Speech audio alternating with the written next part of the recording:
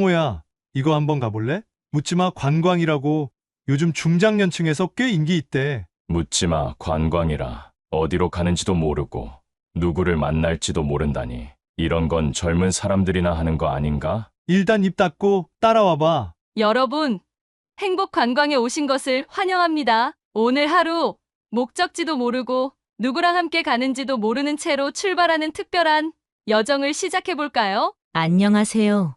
오늘 처음 참여하시는 건가요? 네. 저도 그래요. 내일이면 모든 게 추억이 되겠지만 오늘 밤만큼은 온전히 서로에게 집중해요. 안녕하세요. 제 이름은 박성호입니다. 올해로 60이 되었습니다. 5년 전 아내가 갑작스러운 병으로 세상을 떠난 후 저는 혼자 살고 있습니다. 35년간 중학교에서 국어를 가르치다 작년에 명예퇴직을 했지요. 아내가 떠나고 나니 더 이상 교직에 있고 싶지가 않더군요.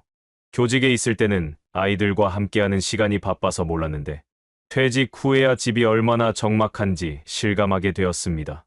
그런 저의 5년간의 외로운 일상에 친구의 권유로 얼떨결에 따라 나선 묻지마 관광. 그날의 선택이 제 인생에 아주 큰 변화를 가져왔습니다. 그 충격적인 이야기를 지금 들려드리려고 합니다. 때론 우연한 선택으로 새로운 방향을 찾아 갈 수 있습니다. 여러분들도 끝까지 들어주시면서 인생의 새로운 방향을 찾아보시길 바라겠습니다. 이야기를 들려드리기 전에 구독, 좋아요, 알림 설정, 댓글까지 적어주시면 새로운 이야기들을 가장 빨리 만나보실 수 있습니다. 모두 무료이니 마음껏 눌러주시면 감사하겠습니다. 그럼 이야기를 시작하도록 하겠습니다. 성호야, 이러다 우울증 걸린다. 좀 나가서 사람도 만나고 취미 생활도 해봐. 친구 동석이의 잔소리는 이제 일상이 되었습니다. 한때는 제가 더 활발했는데 아내가 떠나고 나서는 집과 동네, 도서관만 오가는 단조로운 일상을 살고 있었거든요. 아들 진우는 서울에서 직장 생활을 하고 있어 한 달에 한 번 정도 얼굴을 보는 게 전부였습니다. 참, 이거 한번 가볼래? 묻지마 관광이라고 요즘 중장년층에서 꽤 인기 있대. 동석이가 내민 전단지에는 외롭지 않은 하루를 선물합니다라는 문구가 적혀 있었습니다. 처음엔 웃어넘기려 했지만 텅 빈 집에 혼자 앉아 TV만 보며 시간을 보내는 제 모습이 문득 초라하게 느껴졌습니다. 묻지마 관광이라 어디로 가는지도 모르고 누구를 만날지도 모른다니. 이런 건 젊은 사람들이나 하는 거 아닌가? 망설이는 마음으로 며칠을 보내다 결국 용기를 내어 전화를 걸었습니다. 네, 행복 관광입니다. 이번 주 토요일 행사 신청하시겠습니까? 전화로 밝고 상냥한 여성의 목소리가 들려왔습니다. 그렇게 저는 생애 처음으로 묻지마 관광을 신청했습니다. 묻지마 관광은 생각보다 간단했습니다. 당일 아침 지정된 장소에 모여 버스를 타고 어디론가 떠나는 거였지요. 목적지도 모르고 함께 가는 일행도 모른 채로요. 유일한 규칙은 서로에게 개인 정보를 묻지 않는 것이었습니다. 이름, 직업, 사는 곳, 심지어 연락처도요. 그저 하루 낯선 사람과 좋은 시간을 보내는 것이 전부였습니다. 토요일 아침, 집을 나서는 발걸음이 무거웠습니다. 이런 곳에 가서 뭐 하나 싶었지만 아내가 떠난 후 처음으로 새로운 시도를 한다는 생각에 작은 용기가 생겼습니다. 꼭 잘 맞는 구두를 신고 오래된 정장을 꺼내 입었습니다. 거울 속 예순의 제 모습은 긴장으로 굳어 있었습니다. 아, 박성호 선생님 맞으세요? 어서 오세요. 집합 장소에 도착하자 안내원이 제 이름을 부르며 반갑게 맞이했습니다.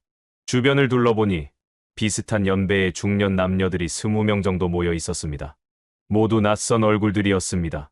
그중 몇몇은 저처럼 어색한 표정이었고 또 몇몇은 이미 누군가와 대화를 나누며 즐거워 보였습니다. 여러분, 행복 관광에 오신 것을 환영합니다. 오늘 하루 목적지도 모르고 함께 가는 동행도 모르는 채로 출발하는 특별한 여정을 시작해 볼까요? 진행자의 설명이 이어졌습니다. 규칙은 단순했습니다. 서로의 이름은 알되 성은 말하지 않고 직업과 나이, 사는 곳과 같은 개인 정보는 묻지 않는 것. 오직 현재의 대화와 감정에만 집중하는 것. 그리고 하루가 끝나면 모든 인연도 끝나는 것. 그게 묻지마 관광의 전부였습니다. 선생님, 이쪽으로 앉으시겠어요? 곧 버스가 출발합니다. 안내원이 버스로 안내했고 저는 창가 자리에 앉았습니다. 낯선 상황에 가슴이 뛰었습니다. 35년간 교단에 섰던 제가, 학생들 앞에서 당당하게 수업했던 제가, 이제는 낯선 사람들과의 만남에 이렇게 긴장하고 있다니 우습기도 했습니다. 다들 편안하게 오늘 하루를 즐기세요. 목적지까지는 약 2시간이 걸립니다. 중간에 휴게소에서 잠시 쉬었다 가겠습니다. 버스가 출발하고 창문 너머로 도시의 풍경이 스쳐 지나갔습니다. 점점 번화가를 벗어나 교회로 향하는 듯했습니다. 어디로 가는지 모르는 여정, 그것이 오히려 새로운 설렘으로 다가왔습니다. 선생님, 처음 참여하시는 거죠? 저도 그래요. 친구가 강력히 추천해서 왔어요. 옆자리에 앉은 중년 남성이 말을 걸어왔습니다. 그의 친근한 말투에 긴장이 조금 풀렸습니다. 잠시 대화를 나누다 보니 그도 저처럼 최근에 정년 퇴직했다는 것을 알게 되었습니다. 직업은 묻지 않았지만 비슷한 처지라는 공감대가 형성되었습니다. 오늘 누구와 짝이 될지 궁금하네요. 아침부터 설레서 밥도 못 먹었어요. 그가 웃으며 말했습니다. 신기하게도 저도 비슷한 기분이었습니다. 낯설고 불안하지만 그 안에 작은 기대감이 자리하고 있었습니다. 아내가 떠난 후 5년, 처음으로 마음이 움직이는 느낌이었습니다. 여러분, 잠시 후 목적지에 도착합니다. 오늘 하루 모두에게 특별한 추억이 되길 바랍니다. 진행자의 안내방송이 들려왔습니다. 창밖으로 펼쳐진 풍경은 아름다운 계곡과 울창한 숲이 있는 시골 마을이었습니다. 자연 속에서의 하루, 그리고 낯선 이와의 만남. 어쩌면 이 선택이 제 인생에 작은 변화를 가져올지도 모른다는 생각이 들었습니다. 버스가 목적지에 도착하자 안내원이 모두를 불러 모았습니다. 여러분, 이제부터 각자의 파트너를 소개해드리겠습니다. 참가자들의 얼굴에 기대와 긴장이 교차했습니다. 진행자가 이름을 한 쌍씩 불러내며 서로를 소개시켜 주었고 마침내 제 차례가 왔습니다. 박성우님, 오늘 파트너는 한수연님입니다. 제 앞에 선 여성은 50대 초반으로 보이는 단정하게 묶은 머리에 세련된 원피스 차림이었습니다. 그녀는 부드러운 미소를 지으며 가볍게 고개를 숙여 인사했습니다. 어쩐지 첫눈에 편안함이 느껴지는 사람이었습니다. 안녕하세요. 오늘 하루 잘 부탁드립니다. 그녀의 목소리는 차분하면서도 따뜻했습니다. 제가 어색하게 웃으며 인사를 받자 그녀는 자연스럽게 대화를 이어갔습니다. 처음 만난 사람과의 대화를 이끌어가는 능력이 놀라웠습니다. 산골 마을은 울창한 숲과 맑은 계곡이 있는 아름다운 곳이었습니다. 우리는 마을 구경을 시작했고 시간이 흐를수록 처음의 어색함은 서서히 사라졌습니다. 주연 씨는 자연을 사랑하는 사람이었습니다. 작은 들꽃 하나, 바위에 핀 이끼 하나에도 감탄하며 사진을 찍는 모습이 마치 아이 같았습니다. 점심은 마을의 작은 식당에서 했습니다. 산채 비빔밥과 된장찌개가 나왔고 우리는 자연스럽게 각자의 이야기를 나누기 시작했습니다. 직업이나 사는 곳과 같은 구체적인 개인 정보는 묻지 않는 것이 규칙이었지만 그 외의 이야기는 자유롭게 나눌 수 있었습니다.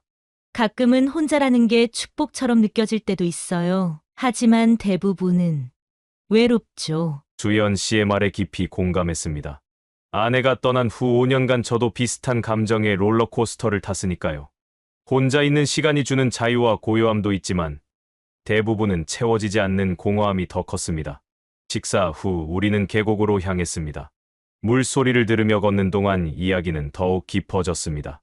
그녀도 저처럼 혼자였습니다. 이유는 묻지 않았지만 그녀의 눈빛에서 상실감과 고독을 읽을 수 있었습니다. 하지만 그 속에는 강인함도 있었습니다. 우리는 서로의 상처와 외로움에 대해 이야기하면서도 가끔은 웃음을 터뜨리며 유쾌한 시간을 보냈습니다. 오후가 되자 하늘에 먹구름이 끼기 시작했습니다. 갑작스럽게 비가 쏟아졌고 우리는 근처 카페로 달려가 비를 피했습니다. 창가에 앉아 커피를 마시며 비 내리는 풍경을 바라보았습니다. 그 고요한 시간 속에서 수연 씨의 이야기를 더 깊이 들을 수 있었습니다. 그녀는 젊은 시절의 꿈, 살아오면서 겪은 기쁨과 슬픔, 그리고 지금의 고독까지 구체적인 상황을 말하지 않으면서도 자신의 감정을 솔직하게 표현했습니다. 저도 모르게 제 이야기를 꺼내게 되었습니다. 아내와의 추억, 그리움, 그리고 퇴직 후 느끼는 무력감까지. 가끔 집에 돌아갈 때면 누군가 기다리고 있으면 좋겠다는 생각을 해요. 불이 켜진 집, 따뜻한 저녁 식사, 그런 소소한 일상이 그립습니다. 저의 솔직한 고백에 수연 씨는 잠시 눈을 감았다가 다시 뜨며 고개를 끄덕였습니다. 그녀도 같은 마음이라는 것을 말하지 않아도 알 수 있었습니다. 비가 그치고 저녁이 되었습니다. 주최 측에서는 참가자들에게 마을 펜션에서의 숙박을 제공했습니다. 저녁 식사는 모든 참가자가 함께하는 바비큐 파티였습니다. 소주와 맥주가 오가며 분위기는 점점 무르익었고 처음 보는 사람들이라는 생각이 무색할 정도로 모두가 하나가 되었습니다. 밤이 깊어갈수록 수연 씨와 저 사이의 대화는 더욱 친밀해졌습니다. 간간히 우리의 손이 스치기도 했고 눈빛이 마주칠 때면 묘한 설렘이 느껴졌습니다. 파티가 끝나고 각자 방으로 돌아가는 길, 그녀가 제게 물었습니다. 오늘 하루 정말 행복했어요. 당신도 그러셨나요? 단순한 질문이었지만 그 속에 담긴 의미는 깊었습니다. 그 순간 저는 5년 만에 처음으로 진정한 행복을 느꼈다는 것을 깨달았습니다. 주연 씨의 방 앞에서 우리는 잠시 서로를 바라보았고 무언가에 이끌리듯 자연스럽게 가까워졌습니다. 그날 밤, 문을 닫는 소리와 함께 우리 사이의 공기가 미묘하게 달라졌습니다. 주연 씨가 먼저 다가왔고 그녀의 손이 제 손을 감쌌습니다. 5년 만에 처음으로 느껴보는 여자의 체온이었습니다. 떨리는 마음으로 그녀의 눈을 바라보았습니다. 그 깊은 눈동자에는 저와 같은 외로움과 그리움, 그리고 온기에 대한 갈망이 담겨 있었습니다.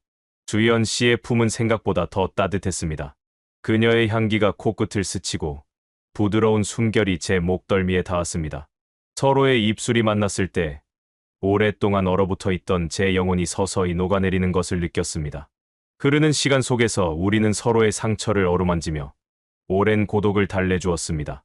내일이면 모든 게 추억이 되겠지만 오늘 밤만큼은 온전히 서로에게 집중해요. 주연 씨의 속삭임에 저는 모든 걱정과 망설임을 내려놓았습니다. 결혼 반지도 과거의 아픔도 없는 그 순간만큼은 우리 자신이 되었습니다. 그녀의 부드러운 살결이 제 손끝에 닿을 때마다 젊은 날의 설렘이 되살아났습니다. 서로의 온기로 채워지는 방 안에는 오직 우리의 숨소리와 심장 소리만이 가득했습니다. 어색함 없이 자연스럽게 하나가 되었습니다. 그녀의 몸이 제 품 안에서 떨릴 때 저는 오랜 시간 잊고 있었던 뜨거운 감정을 되찾았습니다. 이름 외에는 아무것도 모르는 사이였지만 우리의 영혼은 마치 오랜 연인처럼 서로를 알아보는 듯했습니다. 그 밤, 저희는 서로에게 위로가 되어 주었습니다. 다음 날 아침, 햇살이 창문을 통해 비추었습니다.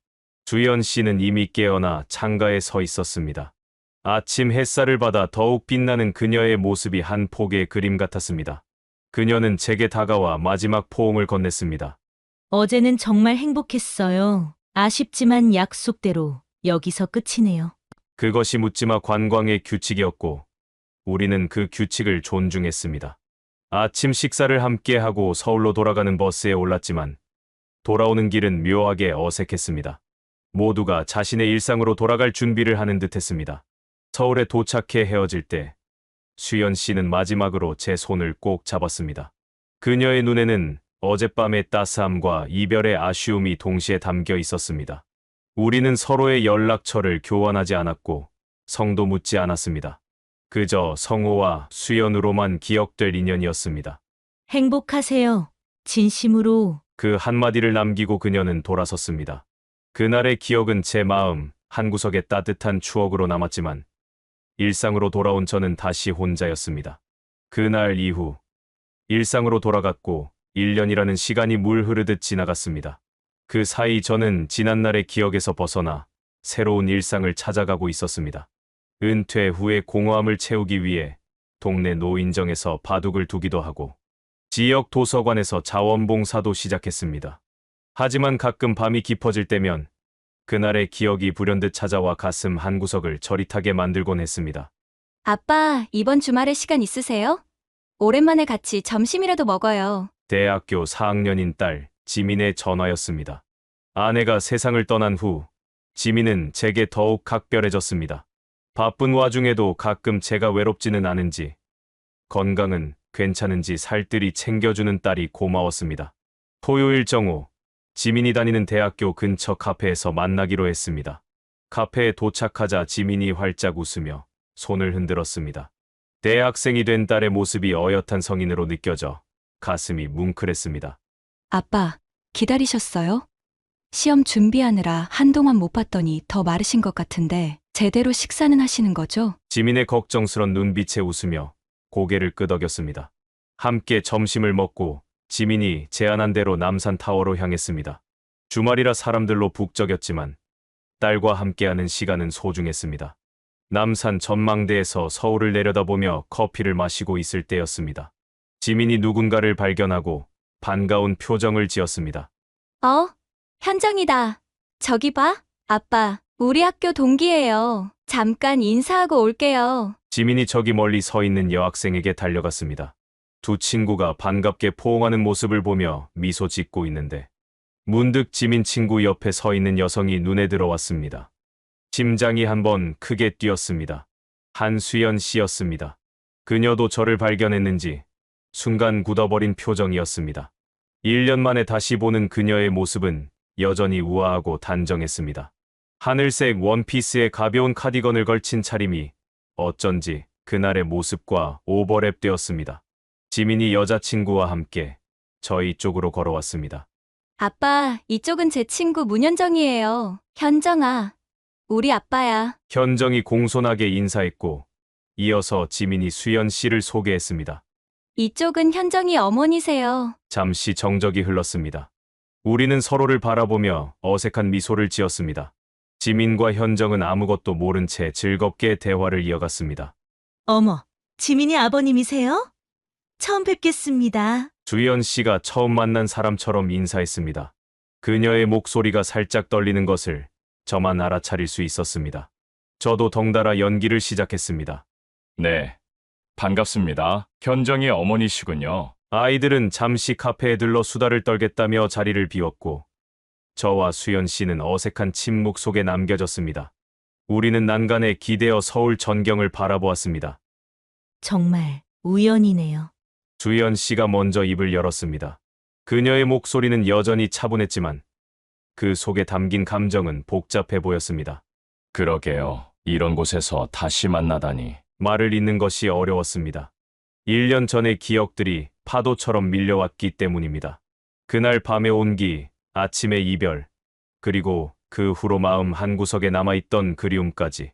잘 지내셨나요? 그녀의 질문에 고개를 끄덕였습니다.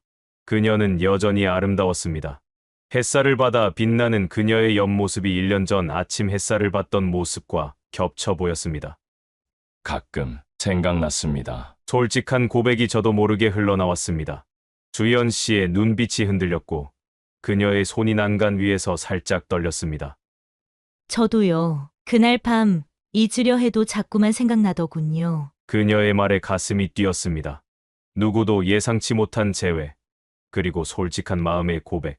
우리는 서로를 바라보며 미소 지었습니다. 그 미소 속에는 1년간의 그리움과 지금의 설렘이 함께 담겨 있었습니다. 여전히 아름다우시네요. 제 말에 그녀는 부끄러운 듯 고개를 숙였습니다. 그 순간 저는 그녀에게 다가가 손을 잡고 싶은 충동을 느꼈지만 아이들이 언제 돌아올지 모르는 상황에서 참을 수밖에 없었습니다. 오늘 이후에도 만나 뵙고 싶습니다. 용기를 내어 말했습니다. 주연 씨는 잠시 망설이는 듯 했지만 곧 조용히 대답했습니다. 저도 그러고 싶어요. 하지만 조심스러울 수밖에 없어요. 현정이도 있고. 그녀의 말이 채 끝나기도 전에 아이들의 웃음소리가 들려왔습니다. 지민과 현정이 돌아오고 있었습니다.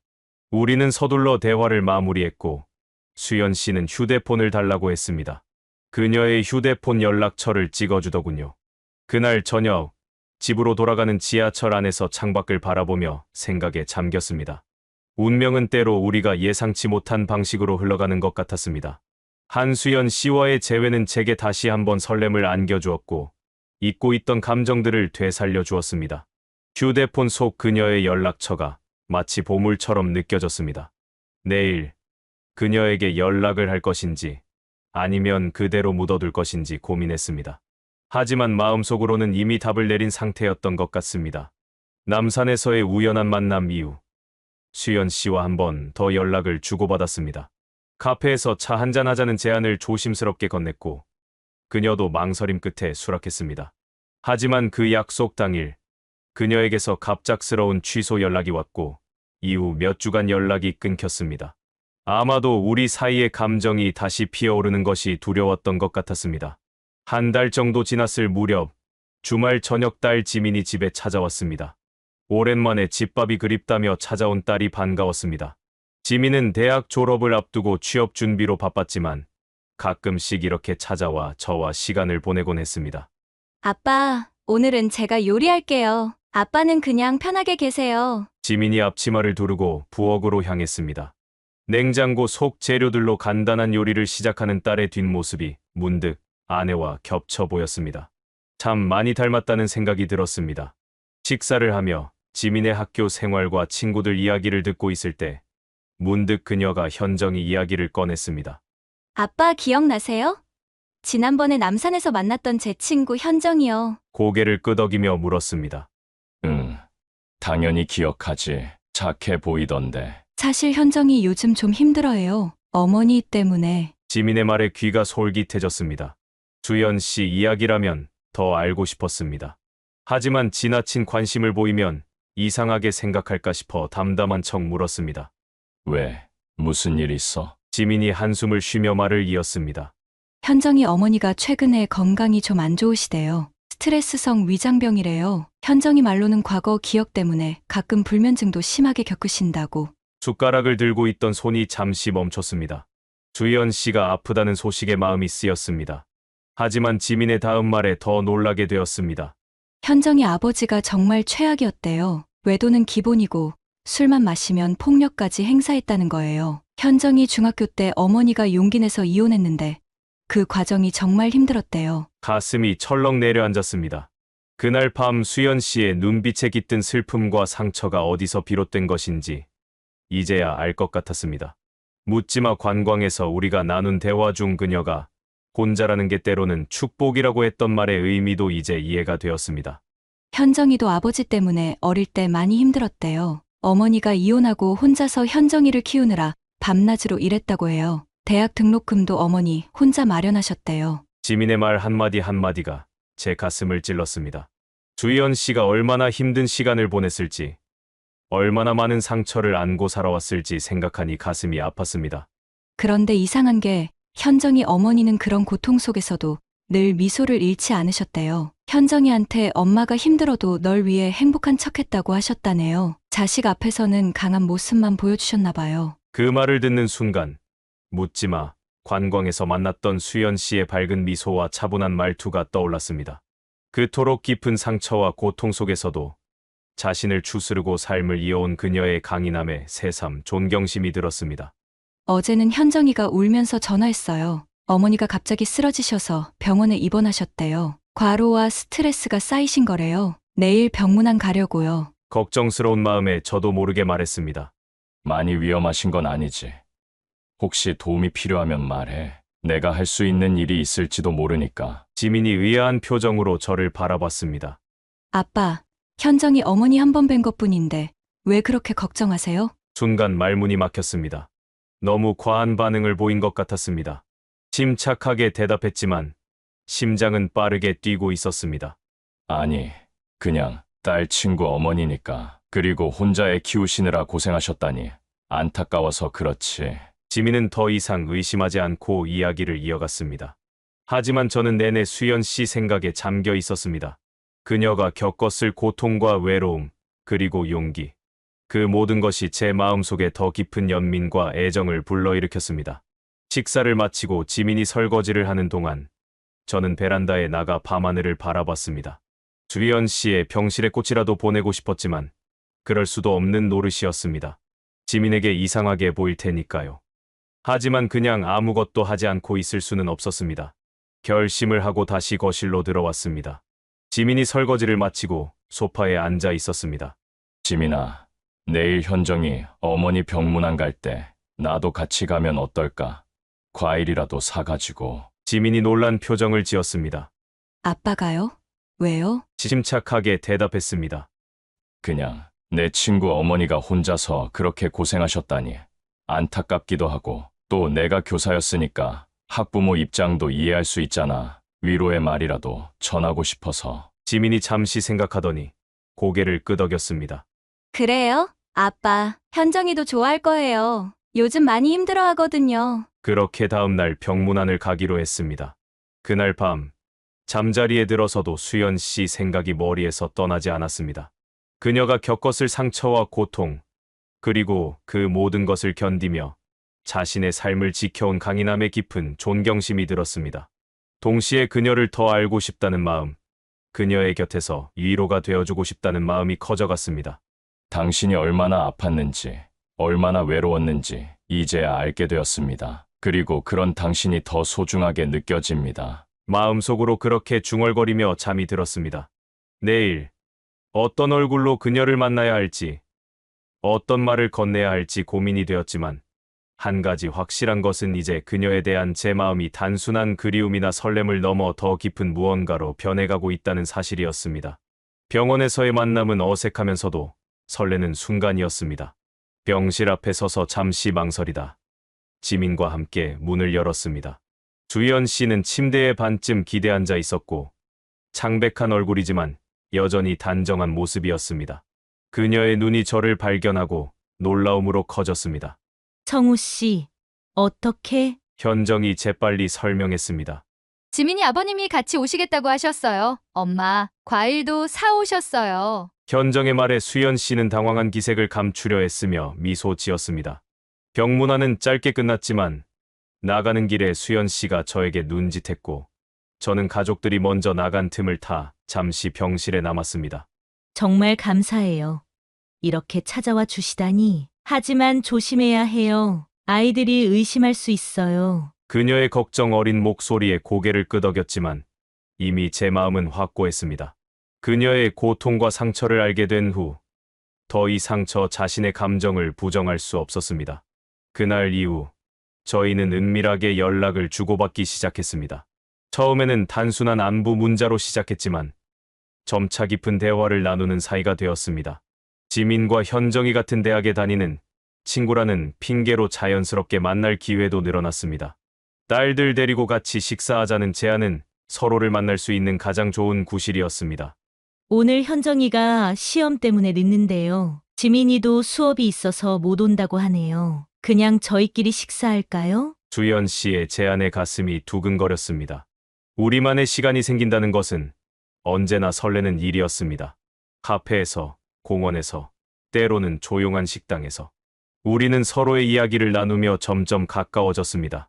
가끔은 이렇게 누군가에게 내 이야기를 할 수 있다는 게 기적처럼 느껴져요. 오랫동안 모든 걸 혼자 사귀며 살았거든요. 그녀의 말에 가슴이 저릿했습니다. 저 역시 아내가 떠난 후 모든 감정을 속으로만 사귀며 살아왔습니다. 우리는 서로의 상처와 외로움, 그리고 기쁨과 희망을 나누며 다시 사랑이라는 감정을 조금씩 키워갔습니다. 봄이 지나 여름이 시작될 무렵, 저는 그녀에게 진심을 고백했습니다. 한강변 벤치에 앉아 노을을 바라보며 조심스럽게 말을 꺼냈습니다. 주연 씨, 나 이제 솔직해지고 싶어요. 당신을 처음 만났을 때부터 지금까지 내 마음은 변하지 않았어요. 오히려 더 깊어졌습니다. 당신의 상처와 용기, 그리고 따뜻함까지 모든 것이 소중해요. 그녀의 눈에 눈물이 고였습니다. 긴 침묵 끝에 그녀도 비슷한 마음이라고 말해주었고 우리는 조심스럽게 서로의 손을 잡았습니다. 이제는 단순한 위로를 넘어선 진정한 사랑이었습니다. 하지만 행복은 오래가지 않았습니다. 어느 날 저녁, 인적 드문 공원에서 데이트를 마치고 헤어지려는 순간 지민이 우리를 발견했습니다. 그녀는 우연히 그곳을 지나가다 저희를 본 것이었습니다. 주연 씨의 손을 잡고 있던 제 모습을 본 지민의 얼굴이 창백해졌고 충격에 휩싸인 표정으로 그 자리에서 뛰쳐나갔습니다. 지민아, 잠깐만! 급하게 그녀를 따라잡았지만 지민의 눈에는 이미 분노와 배신감이 가득했습니다. 아빠가 어떻게 이럴 수 있어요? 엄마가 돌아가신 지 고작 5년밖에 안 됐는데 엄마 생각은 안 해요? 이게 엄마한테 하는 짓인가요? 지민의 목소리가 떨렸습니다. 그녀의 눈에서 눈물이 흘러내렸고 그 모습에 가슴이 찢어지는 것 같았습니다. 지민아, 이건 내가 생각하는 그런 게 아니야. 아빠도 사람이야. 외롭고 쓸쓸한 시간을 보내왔어. 그럼 엄마는요? 엄마는 행복하셨을 것 같아요? 아빠 혼자라고 이렇게, 그것도 현정이 엄마랑, 어떻게 친구 엄마랑 그럴 수 있어요? 너무 창피해요. 지민의 말 한마디 한마디가 비수처럼 가슴을 찔렀습니다. 그녀의, 아니 어쩌면 제 자신의 죄책감이 말을 막아섰습니다. 지민은 흐느끼며 돌아섰고 그 뒷모습을 바라보며 저는 움직일 수 없었습니다. 그날 밤 지민은 집에 돌아오지 않았습니다. 친구 집에서 자겠다는 차가운 문자 한 통만 보냈을 뿐이었습니다. 그 다음 날도 그녀는 제 전화를 받지 않았고 집에도 들어오지 않았습니다. 주연 씨와도 불가피하게 연락을 줄여야 했습니다. 그녀 역시 현정에게 상황을 설명하기가 쉽지 않았으니까요. 딸들의 친구 관계마저 망칠 수는 없었습니다. 지민과의 갈등은 시간이 지날수록 더 깊어졌습니다. 처음에는 아버지의 새로운 관계를 받아들이기 어려워하는 정도였지만 이제는 적극적으로 저를 피하기 시작했습니다. 집에 들어오는 시간을 최대한 늦추거나 주말에는 친구 집에서 지내며 저와의 마주침을 피했습니다. 그마저도 집에 있을 때는 방문을 꼭 닫아두고 나오지 않았습니다. 어느 날 저녁, 오랜만에 함께 식사를 하게 되었습니다. 지민이 드물게 일찍 돌아와 식탁에 앉아 있는 모습을 보고 반가웠습니다. 하지만 그녀의 표정은 여전히 차가웠고 눈빛에는 말하지 않은 원망이 가득했습니다. 오늘은 일찍 왔네. 뭐 먹고 싶은 거라도 있어? 밝게 물었지만 지민은 그저 고개를 저었습니다. 냉장고에서 남은 반찬을 꺼내 간단히 저녁상을 차렸습니다. 밥을 먹는 내내 무거운 침묵만이 흘렀습니다. 아빠, 이제 그만하면 안 돼요? 갑작스러운 지민의 질문에 숟가락을 든 손이 멈췄습니다. 그녀의 목소리는 떨리고 있었습니다. 엄마가 돌아가시고 이제 우리는 서로밖에 없잖아요. 그런데 아빠는 다른 여자랑, 그것도 제 친구 엄마랑. 지민의 눈에 눈물이 고이기 시작했습니다. 그동안 쌓아두었던 말들이 쏟아져 나오는 것 같았습니다. 그녀의 마음이 얼마나 아팠을지 생각하니 가슴이 저렸습니다.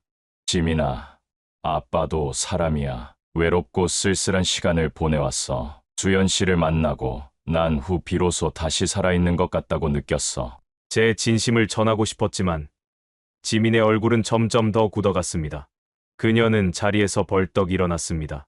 난 절대 받아들일 수 없어요. 엄마 기억도 없이 다른 여자와 행복해지는 아빠를 볼 때마다 엄마한테 너무 미안해요. 차라리 아빠가 없는 게 나을 것 같아요. 그 말을 남기고 지민은 방으로 달려가 문을 쾅 닫았습니다.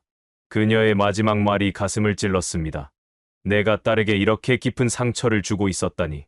식탁에 홀로 남아 차가워진 밥을 바라보며 긴 한숨을 내쉬었습니다. 그날 밤 수연 씨에게 전화를 걸었습니다. 지민과의 갈등에 대해 솔직하게 이야기했습니다. 수연 씨도 현정과 비슷한 문제를 겪고 있다고 했습니다. 처음에는 이해하는 듯했던 현정도 점점 어머니의 새로운 관계에 불편함을 표현하기 시작했다고 합니다. 청호 씨, 우리 이대로 괜찮을까요? 아이들이 이렇게 힘들어하는데. 수연 씨의 목소리에는 깊은 고민이 묻어 있었습니다. 저도 같은 고민을 하고 있었습니다. 아이들의 행복과 우리의 행복, 어느 것을 먼저 생각해야 할지 갈등이 깊어갔습니다. 2주가 지난 어느 날 수연 씨와 카페에서 만났습니다. 그녀의 얼굴은 지쳐 보였고 눈가에는 깊은 그림자가 드리워져 있었습니다. 두 사람 다 지난 시간 동안 많은 생각을 한 듯했습니다. 청호 씨, 많이 생각해봤어요. 우리 이대로는 안 될 것 같아요. 그녀의 목소리가 떨렸습니다. 이미 예상했던 말이었지만 실제로 듣게 되니 가슴이 무너지는 것 같았습니다. 아이들이 우리 때문에 상처받는 걸 더 이상 지켜볼 수 없어요. 특히 지민이 그 아이가 얼마나 힘들어하는지 알아요. 제가 엄마를 일찍 여인 터라 그 마음 너무 잘 알거든요. 수연 씨의 눈에서 눈물이 흘러내렸습니다. 그녀도 이 결정이 얼마나 어려운지 알 수 있었습니다. 두 사람 다 깊이 사랑했지만 그 사랑보다 더 중요한 것이 있었습니다. 바로 우리 아이들의 행복이었습니다. 잠시 시간을 두는 게 좋겠어요. 아이들이 마음을 정리할 시간이 필요해요. 그리고 어쩌면 우리도요. 말은 그렇게 했지만 그녀의 눈빛에서 이것이 영원한 이별이 될 수도 있다는 것을 읽을 수 있었습니다. 가슴이 찢어지는 듯 했지만 반박할 수 없었습니다. 그녀 말이 맞았습니다. 우리의 사랑보다 아이들의 행복이 더 중요했습니다. 카페를 나와 그녀와 마지막 포옹을 나눴습니다. 그녀의 향기, 온기, 모든 것을 기억하려고 했습니다. 다시는 이런 기회가 없을지도 모른다는 생각에 더욱 그랬습니다. 행복하세요. 성우 씨. 정말로. 떨리는 목소리로 말한 그녀의 마지막 인사가 가슴에 깊이 새겨졌습니다. 그렇게 수연 씨는 제 인생에서 두 번째로 사라졌습니다. 이번에는 더 큰 상실감과 함께 집으로 돌아오는 길, 비가 내리기 시작했습니다. 하늘도 제 마음을 아는지 울고 있는 것 같았습니다. 오랜만에 집에 도착하니 불이 켜져 있었습니다. 지민이 돌아와 있었습니다. 거실 소파에 앉아 있는 그녀는 제가 비에 젖은 채로 들어오자 놀란 듯 쳐다봤습니다. 그녀의 눈에도 눈물 자국이 남아 있었습니다. 아마도 그동안 많이 울었던 것 같았습니다. 아빠, 괜찮아요? 처음으로 지민이 제 상태를 물었습니다. 그 소소한 관심에도 가슴이 뭉클해졌습니다. 하지만 대답 대신 그저 미소만 지어 보였습니다. 주연 씨와 헤어졌다는 말을 입 밖으로 꺼내기가 아직은 어려웠습니다. 그날 밤, 오랜만에 지민과 함께 저녁을 먹었습니다. 여전히 어색했지만 최소한 같은 공간에 있다는 것만으로도 위안이 되었습니다.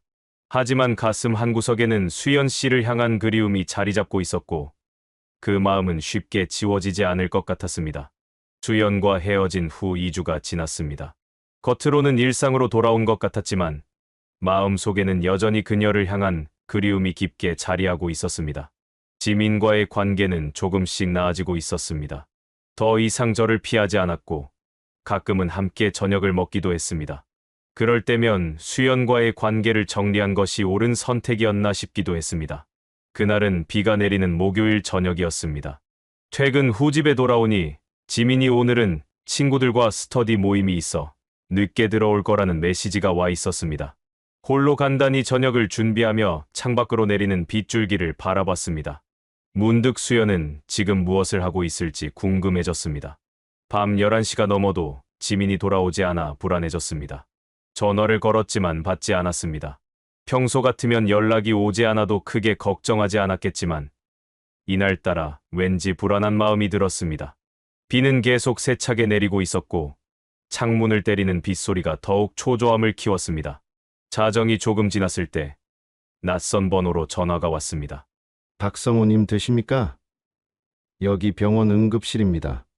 따님, 박지민 씨가 교통사고로 이송되었습니다. 그 순간 온몸에 피가 얼어붙는 기분이었습니다. 간신히 정신을 차리고 병원 위치를 물었습니다. 떨리는 손으로 차 키를 들고 뛰쳐나갔습니다. 폭우가 쏟아지는 도로 위에서 핸들을 움켜쥐고 있는 내내 온갖 불안한 생각이 머릿속을 휘감았습니다. 병원 응급실에 도착하자마자 접수대로 달려갔습니다.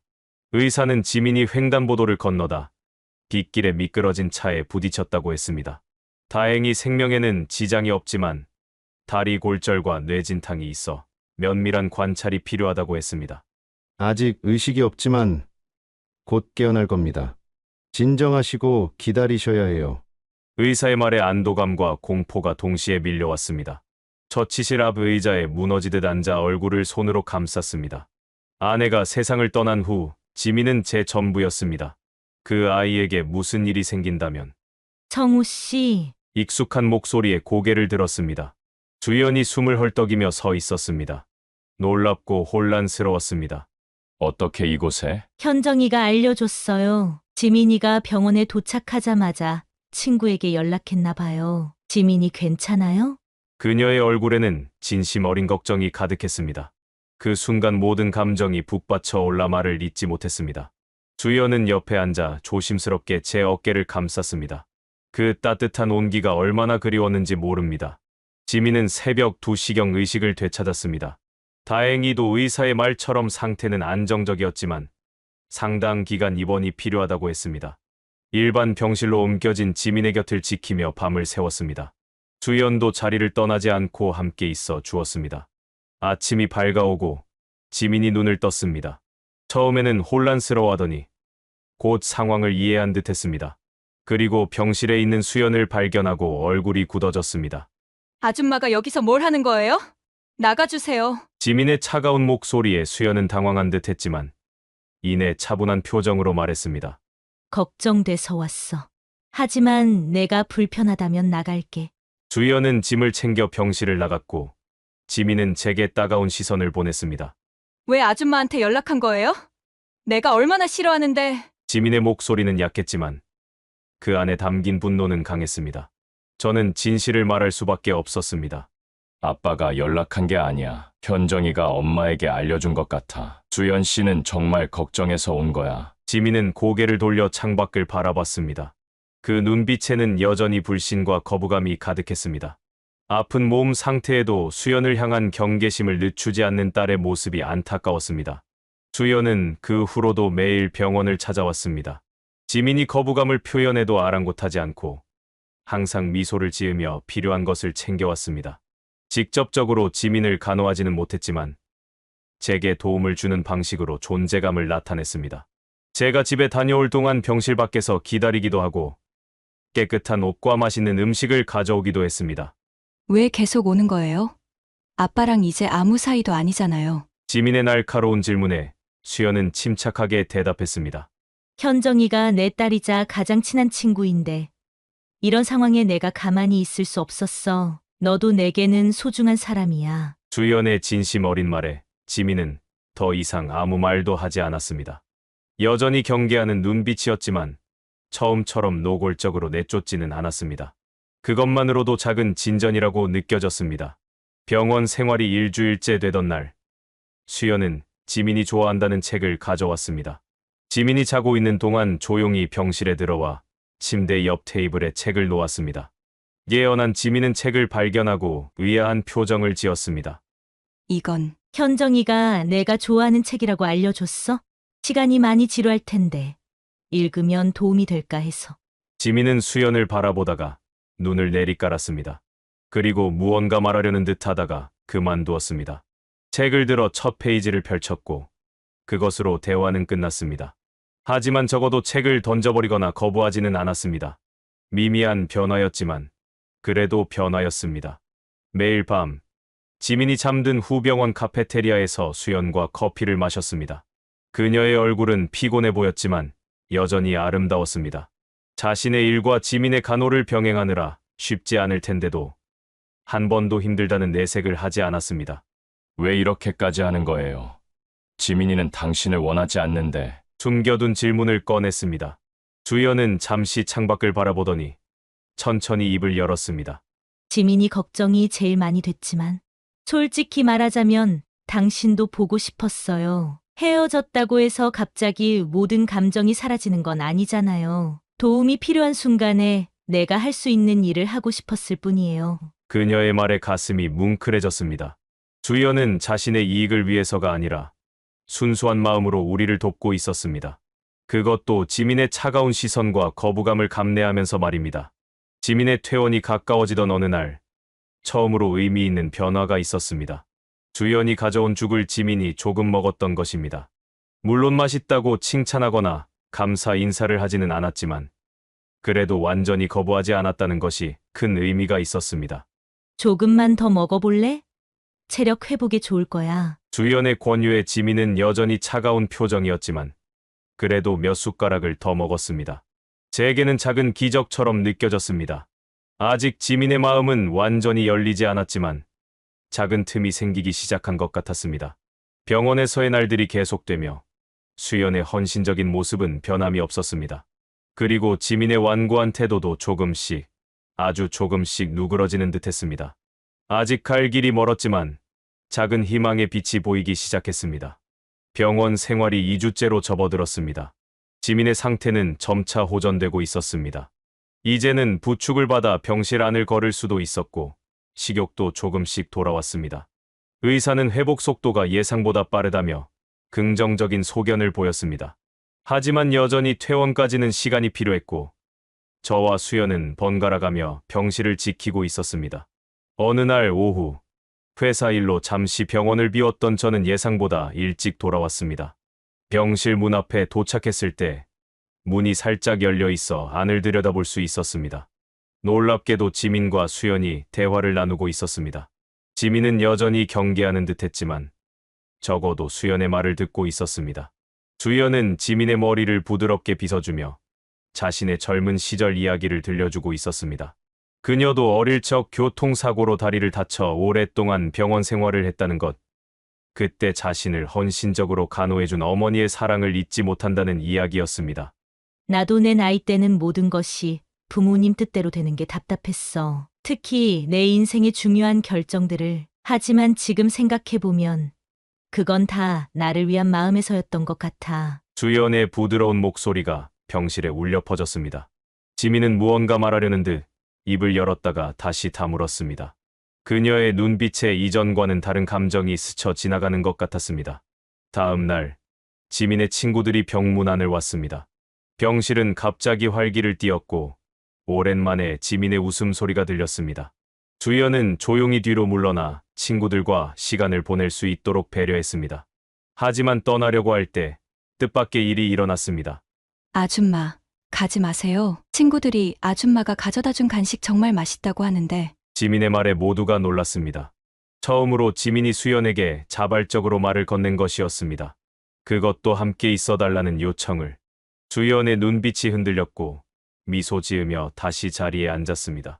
친구들이 돌아간 후 지민은 며칠 동안 변함없이 자신을 돌봐준 수연을 새롭게 바라보는 듯했습니다.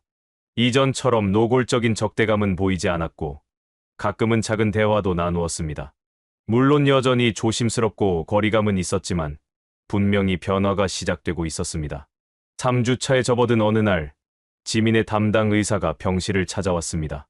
퇴진 후 중요한 검사가 있다며 지민을 데리고 갔고 저와 수연은 병실에 남았습니다. 잠시 후 병실로 돌아온 지민의 표정이 어두웠습니다.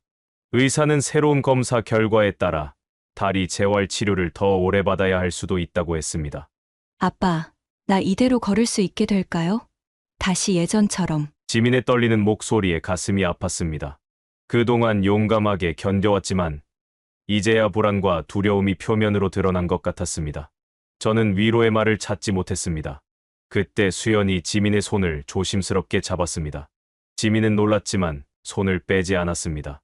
지민아, 넌 반드시 다시 걸을 수 있어.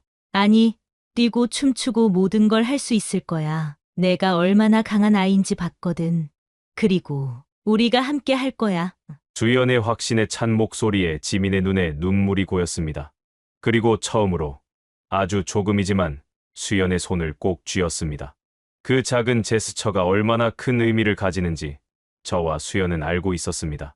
그날 밤 지민이 깊이 잠든 후 병원 정원에서 수연과 이야기를 나눴습니다. 봄이 오는 길목, 살랑이는 바람이 기분 좋게 느껴졌습니다.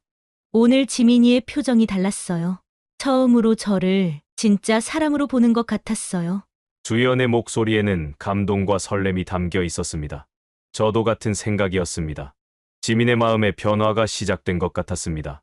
다음 날 아침, 지민의 담당 간호사가 흥미로운 이야기를 들려주었습니다. 지민이 병실 밖에서 수연이 피곤해 보인다며 간호사에게 커피를 전해달라고 부탁했다는 것이었습니다. 작은 배려였지만 지민에게는 큰 변화였습니다. 재활 치료가 시작되고 지민의 태도는 더욱 변화했습니다. 주연이 치료 일정을 꼼꼼히 체크하고 치료사와 상담하고 집에서도 할 수 있는 간단한 운동법을 찾아오는 모습을 지켜보며 지민은 감동을 받은 듯했습니다. 특히 수연이 자신의 일정을 조정해가며 매번 재활치료에 동행하는 모습은 지민에게 깊은 인상을 남겼을 것입니다. 한 달째 되는 날, 오랜만에 산책 시간이 있었습니다. 의사는 지민이 병원 정원을 잠시 걸어보는 것을 허락했습니다.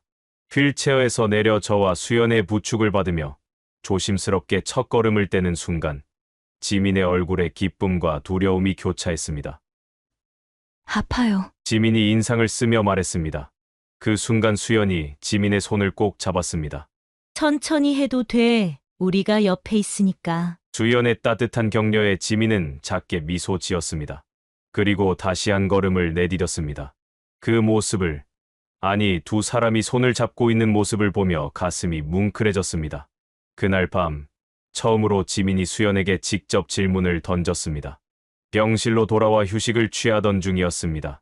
아줌마는 정말 아빠를 좋아하는 거예요? 갑작스러운 질문에 수연은 잠시 말을 잊었습니다. 그녀는 지민을 바라보다가 진지한 표정으로 대답했습니다. 응, 정말 좋아해. 너희 아빠는 내게 특별한 사람이야. 하지만 그것보다 더 중요한 건 내 마음이야. 내가 불편해한다면 나는 물러설 수 있어. 주연의 솔직한 고백에 지민은 한동안 아무 말도 하지 않았습니다.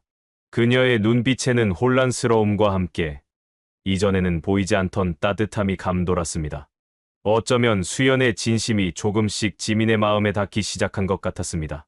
지민의 상태는 크게 호전되어 이제는 짧은 거리를 혼자서 걸을 수 있게 되었습니다. 의사는 다음 주 퇴원을 긍정적으로 검토하고 있다고 했습니다.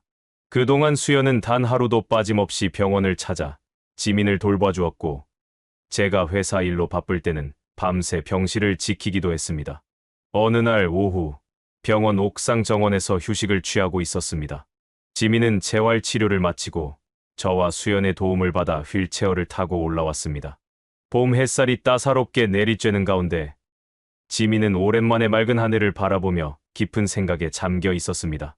제가 걷게 될 거라고 처음부터 믿어주셨죠? 문득 지민이 수연에게 질문했습니다. 수연은 잠시 놀란 듯 했지만 이내 미소를 지으며 대답했습니다. 당연하지. 너는 내 아버지처럼 의지가 강한 아이니까. 처음 봤을 때부터 알았어. 지민은 그 말에 깊이 생각하는 듯 했습니다. 그리고 조용히 손을 뻗어 수연의 손을 잡았습니다. 저도, 수연도 놀랐지만 아무 말도 하지 않았습니다. 그것은 어떤 말보다 큰 의미를 담고 있었으니까요. 다음 날, 지민은 담당 의사와의 상담 후 좋은 소식을 들었습니다. 예상보다 빠른 회복 속도로 이번 주말에 퇴원할 수 있다는 것이었습니다. 물론 집에서도 꾸준한 재활 운동이 필요했지만 병원 생활을 마칠 수 있다는 사실만으로도 지민은 기뻐했습니다. 아빠, 집에 갈 준비해야겠다. 그동안 조금 답답했거든. 지민의 말에 저도 기쁨을 감추지 못했습니다. 그리고 자연스럽게 수연에게 시선이 갔습니다. 이제 병원 생활이 끝나면 수연과의 관계는 어떻게 될까 하는 생각이 들었습니다. 지민도 같은 생각을 한 듯 했습니다. 퇴원 전날 저녁, 수연은 지민이 좋아하는 음식을 직접 만들어 병실로 가져왔습니다. 그동안의 병원 음식에 질린 지민은 기뻐하며 맛있게 먹었습니다. 마치 작은 퇴원 파티 같은 분위기였습니다. 이제 지민과 수연 사이에는 더 이상 어색함이 느껴지지 않았습니다. 저녁을 먹은 후 수연은 잠시 자리를 비우겠다며 병실을 나갔습니다. 그 순간 지민이 저를 바라보며 오랫동안 하지 않았던 진지한 표정을 지었습니다. 아빠, 할 말이 있어요. 지민의 목소리는 떨리고 있었습니다. 저는 긴장한 마음으로 그녀의 말을 기다렸습니다. 내가 그동안 너무 이기적이었던 것 같아요. 엄마가 돌아가시고 나서 아빠의 행복보다 내 감정만 생각했어요. 하지만 아줌마가 우리를 위해 얼마나 많은 것을 해주셨는지 이제야 알겠어요. 지민의 고백에 눈시울이 뜨거워졌습니다. 오랫동안 기다려온 말이었습니다. 그래서 아빠가 아줌마와 함께하는 것 이제 괜찮아요. 아빠도 행복할 권리가 있으니까 엄마도 분명 그렇게 생각하실 거예요. 지민의 말에 가슴이 벅차올랐습니다. 한동안 말을 잇지 못하고 그저 딸을 꼭 안아주었습니다. 지민도 저를 꼭 안으며 작게 흐느꼈습니다. 그렇게 우리는 오랫동안 서로를 안고 있었습니다. 지민아, 정말 고마워. 내 마음을 알아줘서. 하지만 내가 널 사랑하는 마음은 절대 변하지 않아. 그리고 엄마의 자리를 누구도 대신할 수 없어. 지민은 고개를 끄덕이며 미소 지었습니다. 더 이상의 말은 필요 없었습니다.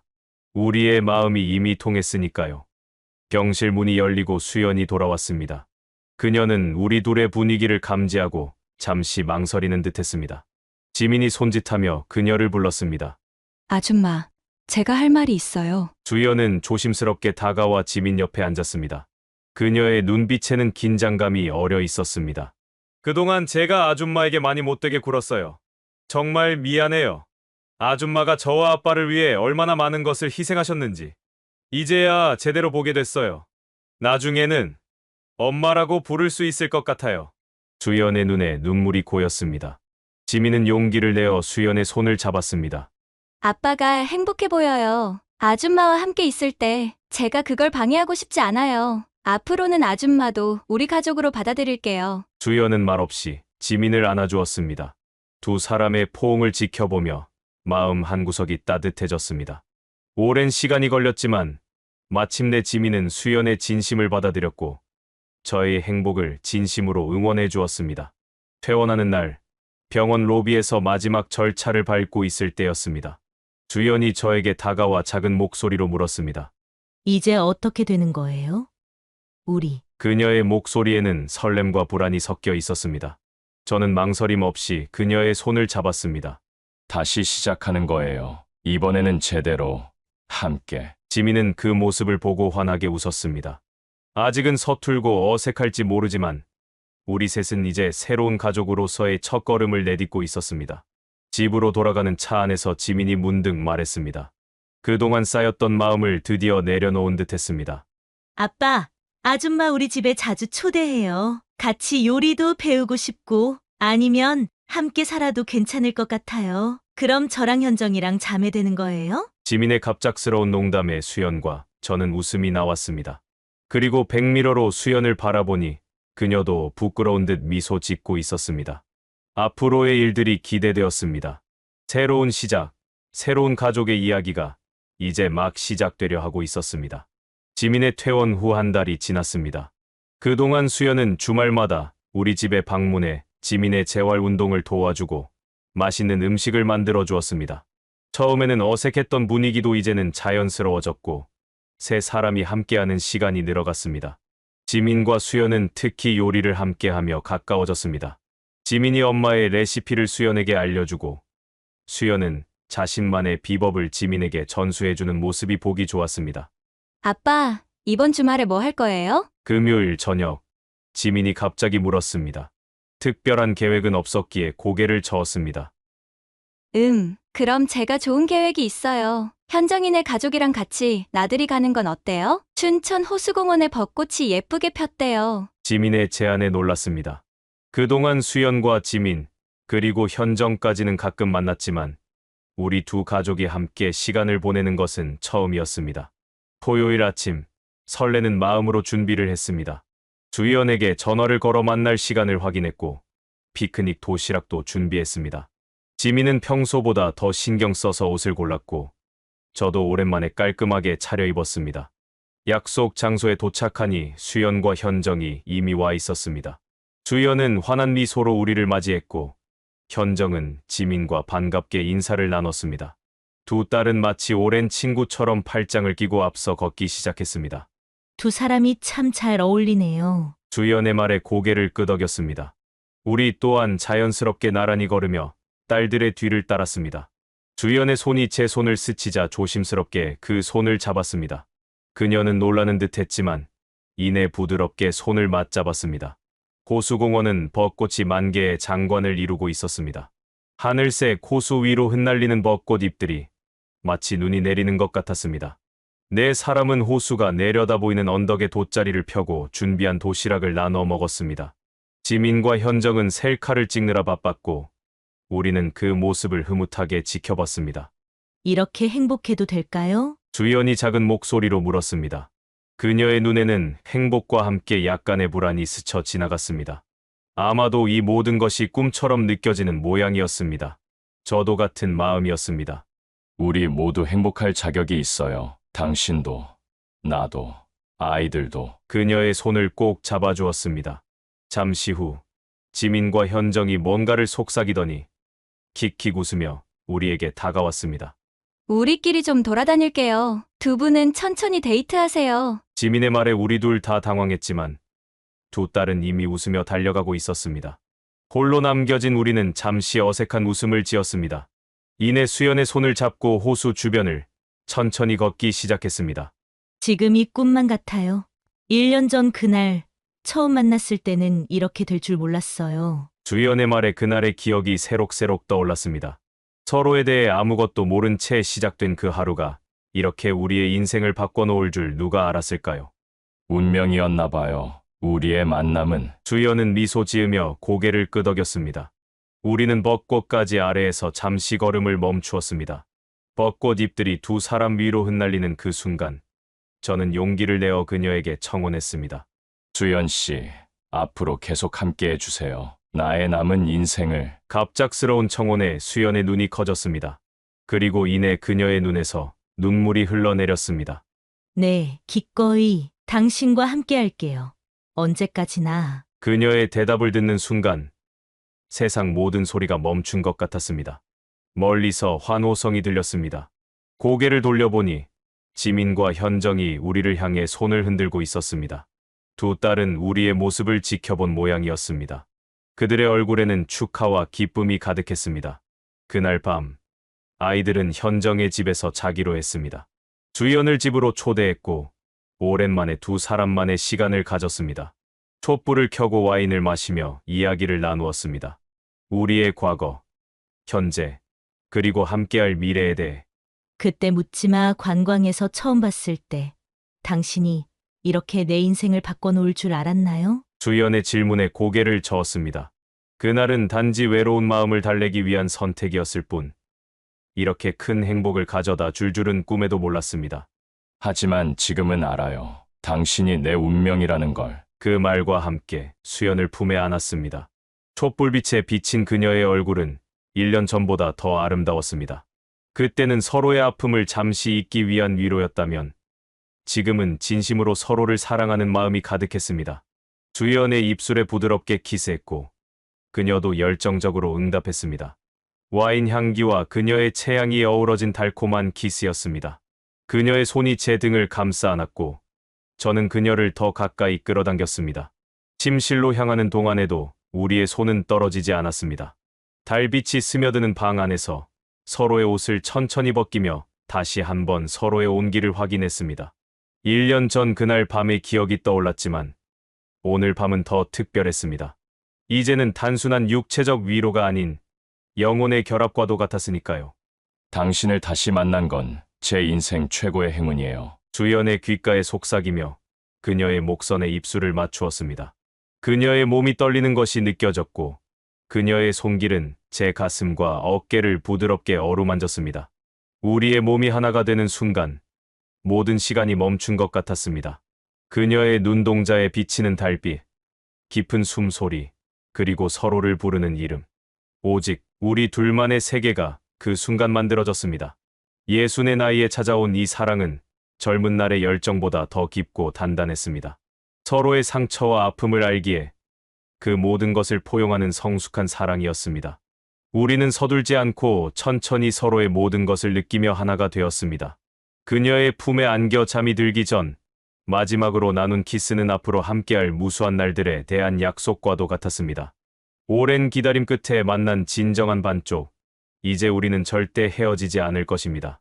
다음 날 아침, 함께 맞이한 햇살은 더욱 찬란했습니다. 주연은 제 품에 안겨 평화롭게 잠들어 있었고, 그녀의 얼굴에는 행복한 미소가 어려 있었습니다. 이제 우리 앞에는 새로운 인생이 펼쳐져 있었습니다. 함께 나눌 아침 식사, 함께 걸을 산책로, 함께 웃고 울 수많은 날들. 오늘 아이들에게 우리 결정 이야기해야겠죠? 주연이 눈을 뜨며 물었습니다. 고개를 끄덕이며 그녀의 이마에 키스했습니다. 그리고 준비할 일이 많아요. 결혼식, 새집, 우리의 새 출발을 위한 모든 것들. 주연은 기쁜 듯 웃으며 저를 꼭 안아주었습니다. 그녀의 품에서 오랜 세월의 외로움과 상처가 모두 치유되는 듯했습니다. 이제 우리는 서로에게 위로가 되어주고 힘이 되어주며 삶의 동반자가 되어줄 것입니다.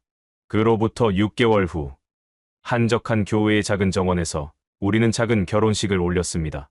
화려하지는 않았지만 가장 소중한 사람들만 초대한 따뜻한 자리였습니다. 지민과 현정은 들러리가 되어 축하해 주었습니다. 주연은 단아한 아이보리색 원피스를 입고 있었습니다. 60에 가까운 신부였지만 제 눈에는 세상에서 가장 아름다운 여인이었습니다. 서로의 손을 꼭 잡고 맹세를 나눌 때 그녀의 눈에는 한 줄기 눈물이 흘러내렸습니다. 오랜 세월의 아픔과 외로움을 견디고 찾아온 행복이기에 더욱 가치 있고 소중했습니다. 사람들이 우리를 보면 묻곤 해요. 어떻게 이 나이에 새로운 사랑을 시작할 수 있냐고. 하지만 나는 이제야 진짜 사랑이 무엇인지 알게 된 것 같아요. 피로 연중의 수연이 제게 속삭였습니다. 그녀의 말에 깊이 공감했습니다. 젊은 시절의 사랑은 열정과 설렘이 가득했지만 지금의 사랑은 서로의 상처와 부족함까지도 품어안는 더 깊고 성숙한 것이었습니다. 우리는 결혼 후 새 집으로 이사했습니다. 지민과 현정이 자주 방문할 수 있도록 두 딸의 학교와 직장에서 멀지 않은 곳이었습니다. 아담한 정원이 있는 집은 마치 우리의 새 출발을 상징하는 것 같았습니다. 주연은 정원에 다양한 꽃과 채소를 심었고 저는 작은 서재를 꾸몄습니다.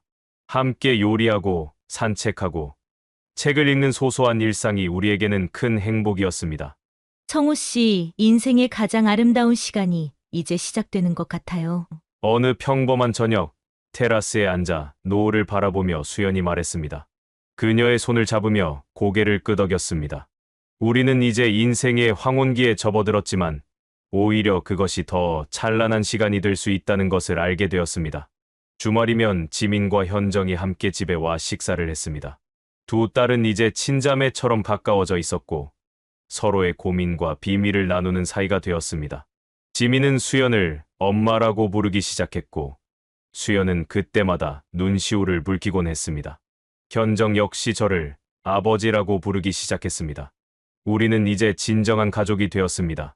처음에는 아빠가 다른 여자를 만난다는 게 받아들이기 힘들었어요. 하지만 지금은 엄마가 가장 든든한 제 편이 되어주고 있어요. 정말 감사해요. 지민이 수연에게 안겨 말하는 모습을 보며 가슴이 뭉클해졌습니다.